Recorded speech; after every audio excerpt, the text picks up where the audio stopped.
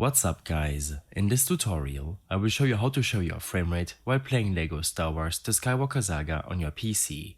This should be quite an easy tutorial. For more information, click on the first link in the description below.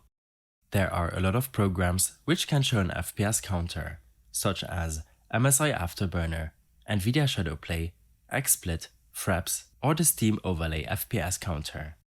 Open up Steam and here click on Steam in the top left corner. Navigate to your settings and here in the in-game tab, make sure to set the in-game FPS counter to one of your 4 screen corners.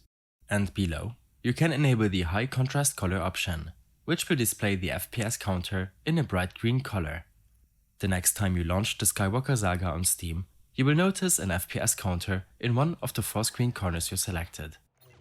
If you prefer to use a more detailed FPS counter, which will in addition show your CPU and GPU utilization as well as your VRAM and RAM usage, then you should consider using the integrated Xbox Game Mode overlay. To enable it, simply use the Windows key and G shortcut on your Windows PC. From here, you have the option to pin the performance window to your desired location.